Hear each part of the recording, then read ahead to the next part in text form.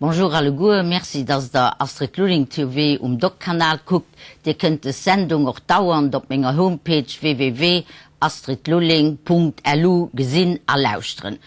Die hat sicher alle Goer schon hören oder gelesen, dass wir an der Europäischen Union, aber besonders auch die letzten Monate am Europaparlament am Gange sind, über die Kosten vom Mobiltelefon zu diskutieren.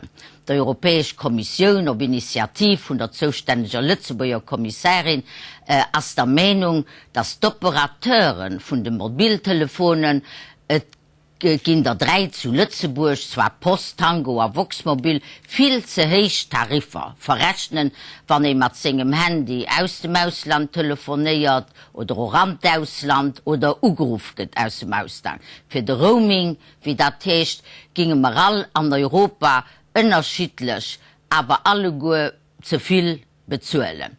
Weil die Operateure nicht selber hier Tarife genug aufgesagt hun müssten hinnen lo durch Festlegung von Höchsttarifer und de Pelz gehen, hat die EU-Kommission proposiert.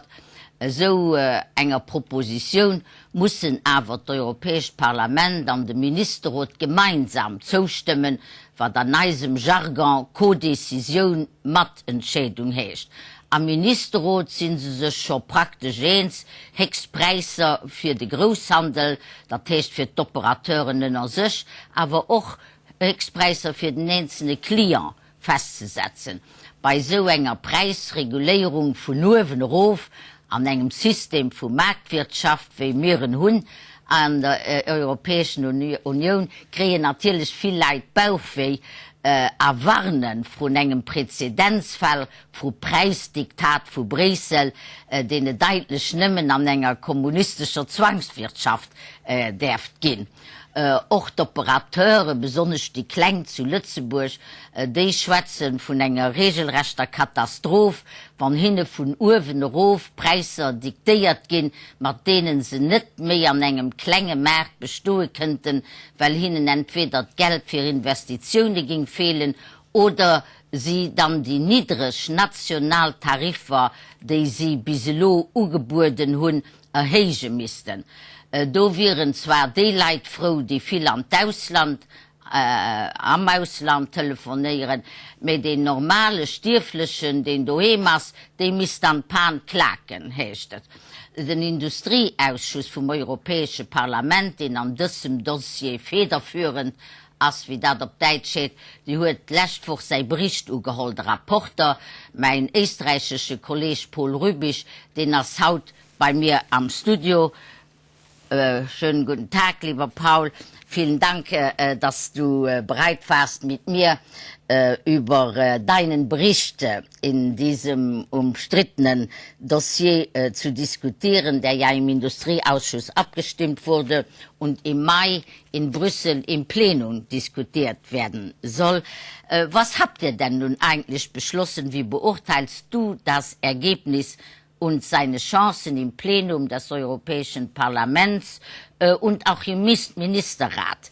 Wie sind da die Chancen und können alle, die ins Ausland in Urlaub fahren, dieses Jahr sich schon jetzt freuen?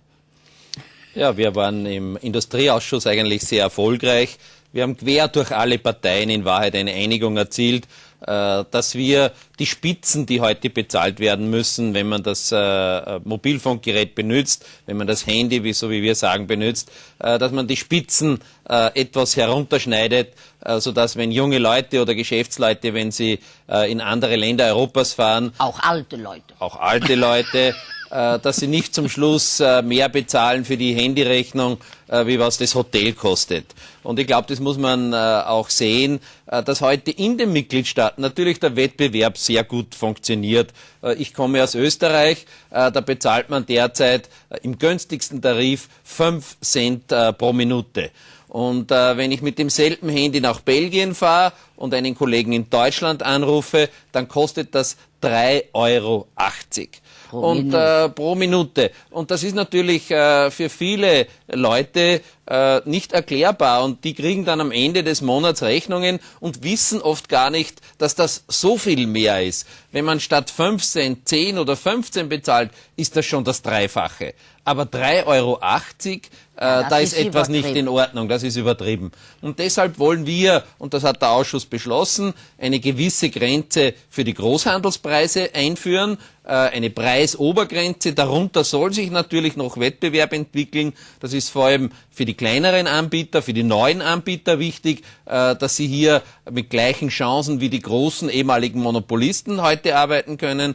Und wir haben auf der Endkundenebene für den Konsumenten eine Tarifobergrenze, wo er weiß, es wird sicher nicht mehr am Monatsende zu bezahlen sein, wie dieser Tarif, der von der Europäischen Kommission und vom Rat de facto vorgeschlagen wurde und mit unserer Zustimmung dann umgesetzt werden kann. Aber das, was ihr beschlossen habt als Obergrenzen, das liegt unter den Obergrenzen, also unter den Preisen, die im Ministerrat im Gespräch sind.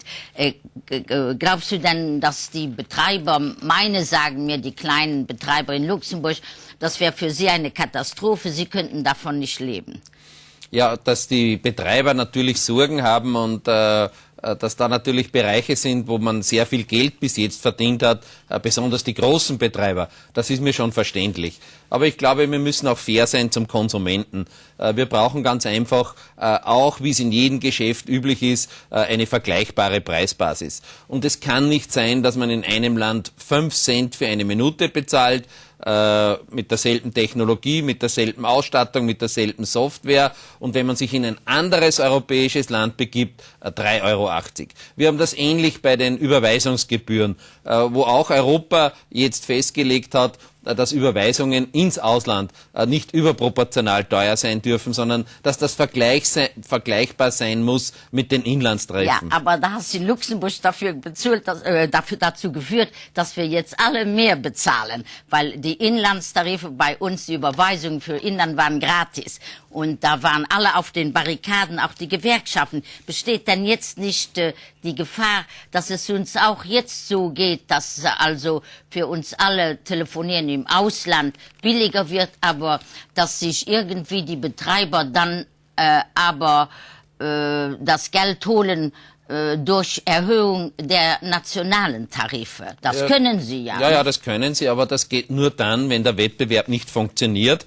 Aber wir haben ja in den 27 Mitgliedstaaten der Europäischen Union in jedem Land einen tüchtigen Regulator sitzen, der die ehemaligen Betriebe mit bestehender Marktmacht, also die sehr hohe, überhöhte Preise gegenüber dem Konsumenten durchgesetzt haben, durch schrittweise Regulierung die Preise nach unten gebracht hat. Und das ist ein großer Erfolg. Wir haben im Bereich der Mobiltelefonie in den letzten Jahren die Tarife ständig reduziert. Das hat aber nur in den Mitgliedstaaten funktioniert durch die Regulatoren. Das hat nicht funktioniert bei Gesprächen, die man im Ausland führt, in einem anderen europäischen Land. Und wir wollen, dass, so wie der Wettbewerb im Nationalstaat funktioniert, der Wettbewerb auch innerhalb der 27 europäischen Nationalstaaten funktionieren soll. Ja, aber mir hat man gesagt, also wir haben zum Beispiel in Luxemburg Tarife, da ist das Roaming drin. In anderen großen Ländern, da kann man Abkommen haben, wo das Roaming nicht drin ist, also wo man überhaupt nicht ins Ausland telefonieren kann. In Luxemburg geht das nicht gut, weil wir immer sofort über der Grenze sind. Aber jetzt besteht die Gefahr, dass man dann auch in Luxemburg vielleicht Sonderabonnements für Roaming einführen wird. Ja, das ist ja genau der Grund, warum unsere Fraktion vorgeschlagen hat, dass alle bestehenden Verträge aufrecht bleiben sollen. Und nur jene, die mit dem Roaming ein Problem haben, sollen die Möglichkeit haben, sich in diesen Euro-Schutztarif einzuschreiben. Also wir wollen Opt-in.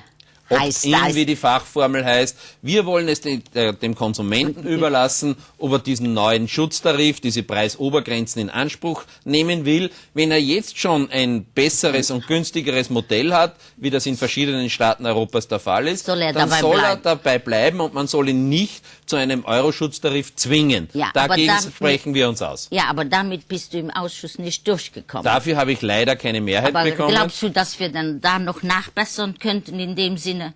Ich glaube schon, weil natürlich auch im Rat diese Bestrebung da ist, hier dem Konsumenten die Freiheit zu geben, diesen Schutztarif in Anspruch zu nehmen oder nicht. Und das ist natürlich auch für die Telekom-Betreiber sehr wichtig, weil sie müssen jetzt Millionen von Verträgen umstellen. Das kostet sehr viel Geld. Das ist sehr viel Bürokratie. Das belastet auch die Bürgerinnen und den Bürger, weil man dann nachdenken muss, entscheiden muss, was die günstigere Form ist. Und ich glaube, dass hier der Bürger mündig genug ist, sich für diesen neuen Tarif zu entscheiden. Und man sollte ihn nicht in diesen neuen Tarif hineinzwingen. Vielen Dank, Paul, für dieses Gespräch. Ich hoffe dann, dass wir bei der Plenarsitzung im Mai vielleicht noch unsere bessere Lösung für Opt-in durchbringen. Danke, Aber das werden wir sehen. Vielen Dank.